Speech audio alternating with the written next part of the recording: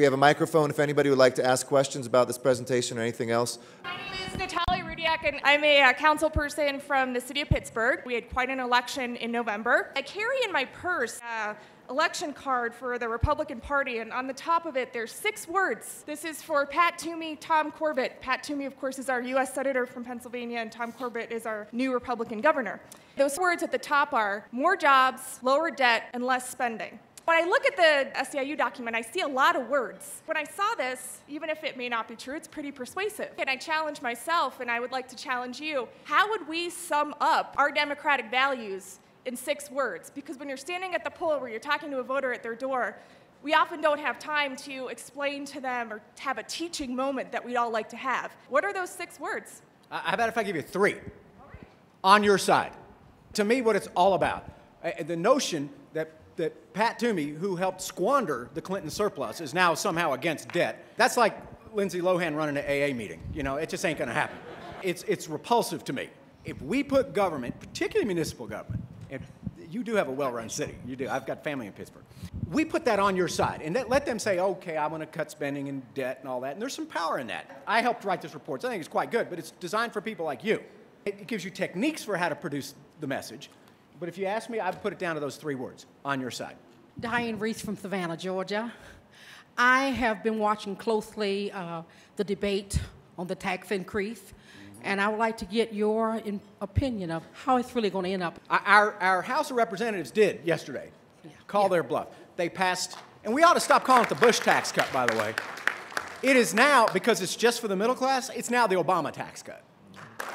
Barack Obama has cut taxes now, if you count yesterday, which isn't final, but if you count it, 15 times he's cut taxes every single time for working people in small business. That's the president's focus. The Bush tax cut is coming for people like me, underworked, overpaid, you know, yuppie. I think we ought to be able to fight that fight, but if you ask my prediction, I don't see enough spine in our Democrats. The voters, the American people are with us 2-1, and we ought to call their bluff. We now know Democrats will cut taxes for working people in small business.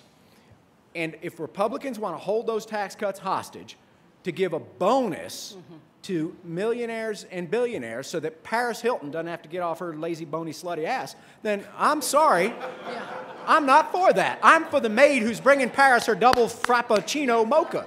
That's who I want to help. Yes, sir. Warren Nielsen, Gainesville City Commission, Gainesville, Florida.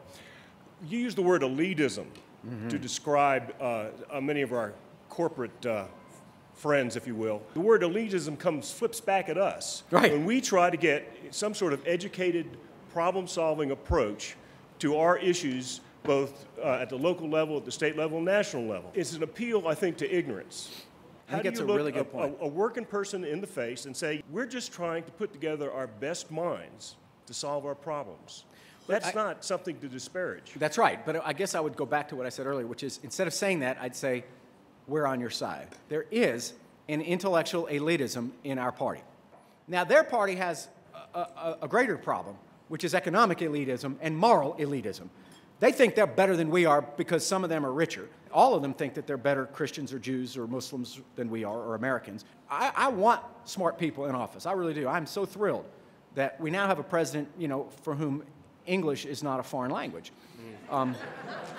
We do have the risk, we do, and I think we need to be candid about it, of seeming intellectually elite. And we need to understand that the real wisdom comes from those folks. Bill Clinton used to call them walking around folks. That's why part of the SEIU project is to make sure to listen to our customers, our citizens, and our employees. I like turning it back on them because they are the true elite, the economic elite, and this moral sanctimony, the notion that the party of David Vitter and Mark Sanford wants to lecture me about family values. When I was working for Clinton and he had those problems, everybody said, oh, what will we tell the children? And I would say, oh, well, don't worry, your first wife has already told the children. She's back home with them. Well, you're off with your trophy wife there, Senator.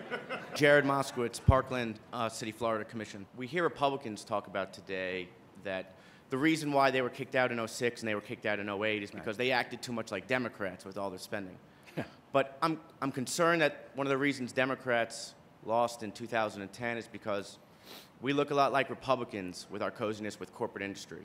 And I don't think the American people can see a difference between the parties. That's a deep point. Obviously, the Republicans weren't acting like Democrats, or they would have balanced the budget when they were in charge, just like we did when we were in charge. And I do think there's a concern. We never want to be anti-business. Never. There's this great professor at Princeton, who happens to be a Republican, who looked at the last 50 or 60 years of economic performance.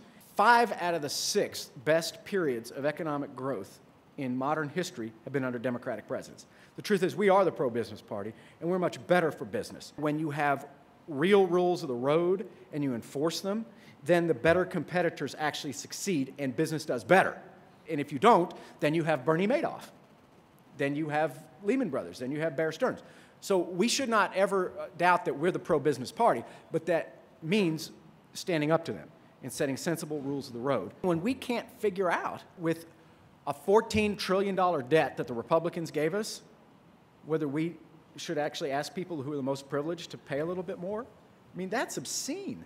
The notion that we can't seem, the Democrats can't seem to get their act together on that, I think that is a real problem. I'm Vivian Wilhoit. I'm from Nashville, Tennessee, council member that represent District 29. You had said in your speech 3 areas where we need to make it real when we're talking to voters. Make it localized, make it humanized, and the third point, personalized. make it personalized. Okay. Which sometimes stings. In other words, go right to that council member who wants to shut down something in your community and say, why don't you shut down the community center in your neighborhood Absolutely. first? We are basically theoretically conservative, but operationally we're liberals. We have become spineless. It's unfortunate. I saw a lot of us jump ship on November the 2nd. Right. I want to know your opinion about why we jumped ship. The biggest single reason is we didn't tell our economic story. I admire and support this president, but I really get frustrated when he refuses to point fingers. I am for finger pointing. When Katrina happened, we needed to point fingers. By God, American citizens were left to die by the American government. I wanted to know why. We have to tell that story of what happened, who done it, and why, and how we're then trying to set it right. And we just say, well, we inherited a mess, and we're trying to fix it, and the car's in the ditch, and they're not helping. That's not enough. See, I hated the whole party of no thing. The party of hell yes to deregulating Wall Street, yes to insurance companies that want to turn you down for being sick, yes to high deficits and debt. Their biggest problem is not that they opposed our agenda. The biggest problem is that they enacted their agenda. And it ruined the country in their Bush's first term, and it ruined the world in the second. We need to, I think, walk people through that. Our president is a unifying figure, and it's one of the most important parts about his character. So I would never want to see him lose that, but I do wish he would do a little more of that blame assignment, because I think it's important. If, in fact, the president himself will not speak out and point fingers, then those of us in this room should be the wind beneath his wings, and we should point the finger. For us to sit here and listen to all the rhetoric that's going on and not be outraged and start speaking, then I just don't know what more we can do. You've inspired us, and we should leave this room ready to work for the Democratic Party. Now is the time for all good Democrats to come to the aid of this president. Amen. That's wonderful. Amen. We ought to have the courage of our convictions. Literally coming out here, I was at the airport security line at Dulles Airport, and it was a mile long. And this guy, this is one of the great blessings of being on television, is that every jerk in America comes up to, oh, isn't this great? We ought to put the government in charge of more of our life because they've done such a good job of organizing security. And I said, oh, no, you're right, sir. Let's put Halliburton in charge of this. How about Bear Stearns, Lehman Brothers? How about those guys at the Massey Coal Company who killed all those miners? Well, let's put the private sector, because they've done such a bang-up job lately. Well, I don't take any crap off any of these people, and I don't think you should either. Thank you very much.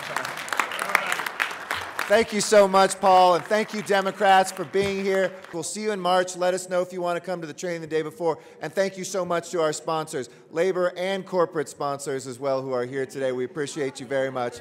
Thank you, and we'll see you next time. Thank you.